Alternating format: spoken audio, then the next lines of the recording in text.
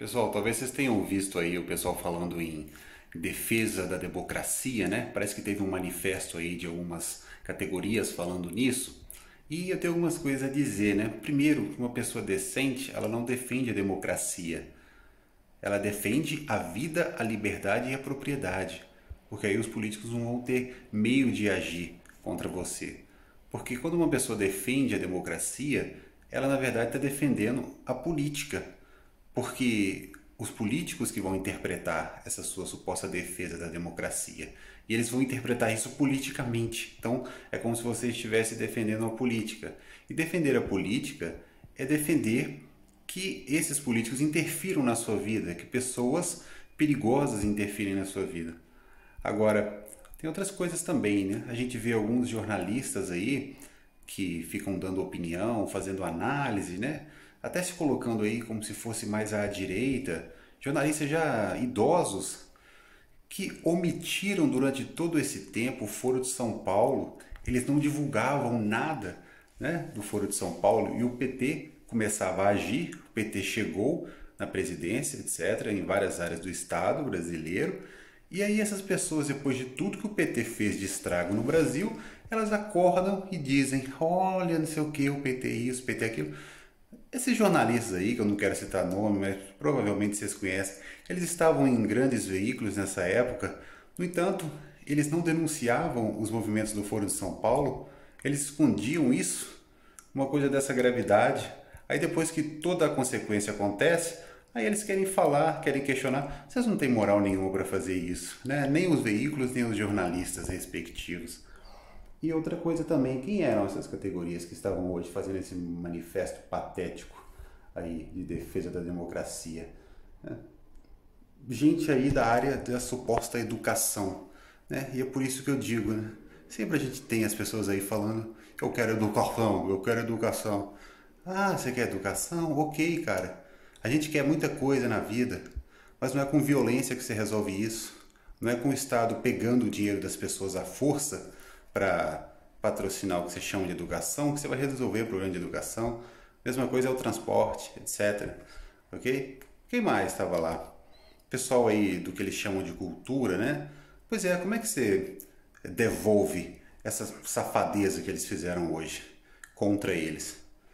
É, por exemplo, não dando 7 bilhões de reais do dinheiro da população para essas pessoas administrarem, né, como o governo fez, o governo federal fez, defendendo inclusive a derrubada do próprio veto dessas duas leis aí, né? Se vocês devem saber. Como que você se defende desses manifestos idiotas como esse de hoje? Quem estava lá também era o pessoal da OAB, essa entidade monopolista, horrorosa, esquerdista, que tinha que ser eliminada. Mas se você não tem condições de eliminá-la, pelo menos que você crie concorrência, né? Seria muito interessante que os advogados não fossem obrigados a serem filiados a dar dinheiro para essa corja anualmente, né? Eles não têm credibilidade nenhuma, obviamente. E uma saída bem interessante para você diminuir a força desse pessoal da OAB é você colocar faculdades à distância. É o MEC, Ministério da Educação, liberar as faculdades de direito à distância, os cursos de direito mais rápido, você acelerar o curso de direito, em 2 anos o cara já tem um diploma de direito, ok? E o cliente vai decidir qual advogado ele vai contratar, qual certificadora de advogados ele vai querer analisar para poder contratar um advogado quando ele quiser. Né? Isso tiraria o poder desses juízes que ficam de pendurados nessas instituições eternamente ganhando dinheiro fácil para não ensinar nada, já que eles também não sabem nada. Né? Então tá aí mais uma ideia. Vídeo super interessante. Comentário aqui rápido que eu faço aqui. Muito melhor do que esse pessoal que fica fazendo horas de comentário, não dá sugestão nenhuma, não explica nada, né? Tem medo de falar a verdade. Agora nesse canal não é dessa forma, por esse vídeo é isso. Ah, sempre é bom dizer que a democracia é você submeter pessoas inteligentes às pessoas burras.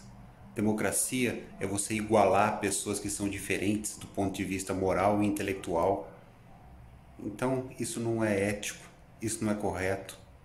O que é ético e o que é correto não depende de uma votação. O que é científico também não depende de uma votação. ok? Então você não pode submeter pessoas inocentes à imbecilidade das massas, ok? Ah, e outra coisa aqui, pessoas, segundo a Constituição, que tenham 16 anos de idade, elas não podem responder criminalmente pelos seus atos. Segundo o Código de Trânsito Brasileiro, uma pessoa de 16 anos também não pode dirigir. Agora, podem votar, né? Claro, é muito conveniente para a esquerda colocar pessoas de 16 anos para votar. Inclusive, eu particularmente acho que a mulher não deveria votar. Principalmente a mulher jovem. Mulher jovem não tinha que votar, porque as opiniões delas costumam ser horríveis, tá? Estatisticamente. Então já diminuiria muito o dano causado nas urnas, né? Claro que a gente sabe que existe fraude, né? Eu inclusive fraudaria. Óbvio, eu não tenho nenhum respeito pelo resultado das urnas. Você acha que eu deixaria uma pessoa do Foro de São Paulo assumir o Brasil por 4 anos se eu pudesse colocar uma menos pior? Você acha que eu submeteria milhões de pessoas à vontade dos idiotas ou dos fraudadores das urnas? É óbvio que não, eu pouparia os inocentes, né? E vocês podem fazer uma pesquisa aí também, coisas horríveis ao longo da história foram democráticas, nem por isso elas estavam certas, né? Inclusive aqui no Brasil, né, não existe candidatura avulsa, né? Sempre tem um tribunal analisando a sua candidatura, né?